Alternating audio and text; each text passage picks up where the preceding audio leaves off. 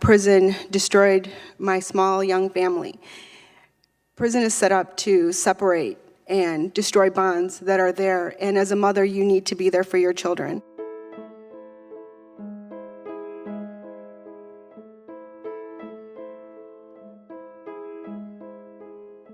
Each year, tens of thousands of women are incarcerated by the criminal justice system, beginning a repetitive cycle of harm.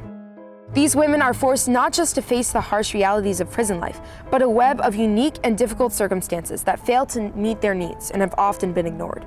This begs the question, how can America claim to be fair when its justice system sets women up for failure? You have to have outside voices like myself as a state lawmaker, like advocates to say, no, there's more to that.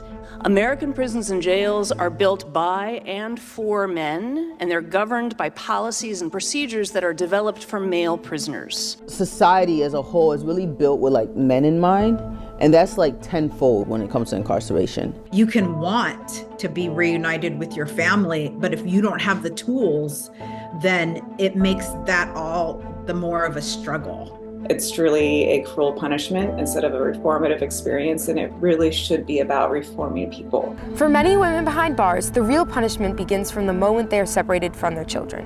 85% of women are separated from their children, with little to no contact with them until they are released.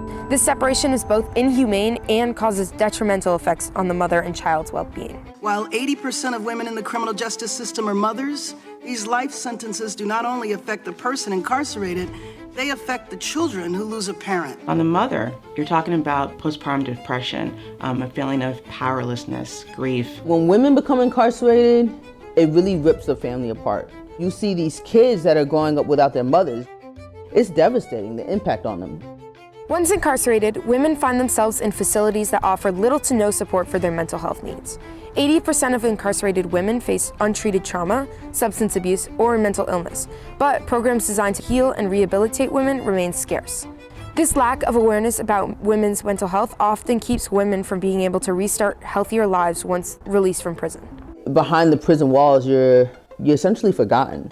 You see people that are struggling because of their mental health issues, because of their trauma issues. So many of our females come in with a history of trauma. And there are not a lot of mental health services just within the prison system as a whole. 12% of our female population is waiting for the state hospital, in comparison to 5% of our male population. We currently have a fairly high number of mentally ill women. This is the most in my career. The recidivism rate for women is staggering. Recidivism is when they become reincarcerated. 50% reoffend within the first year after they're released, in part because of the stigma they face upon reentry. Their past leave them isolated, rejected, and with few resources to rebuild their lives. For many, prison is not the end, it's the beginning of an endless loop. Recidivism not only has a massive impact on female prisoners, but also on the economy. The United States spends over $60 billion annually on state prisons. This takes crucial funds away from early education programs and social services, which could support children and families and prevent crime by offering greater economic opportunities. American prisons and jails are punitive, and they rarely rehabilitate or restore the people we send there, almost all of whom will return. Being an inmate means you immediately become less than. It really is unfortunate that you just lose the status of being a human. I met women who'd lost their baby when they were 16, and they've been in and out of jail since that moment, and they were in their 60s. Without a job or without education, you would also be back in the same place that you were.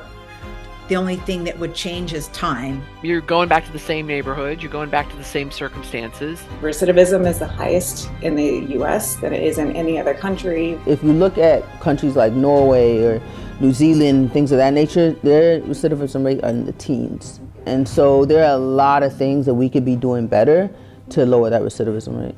The truth is, the system isn't just failing these women, it's failing all of us. When we ignore the struggles of women in the criminal justice system, we're sentencing entire communities to an endless cycle of pain and hardship. In order to help the situation, the president needs to divert more public funding for therapy services, rehabilitation support, and reentry programs to stop the cycle of recidivism.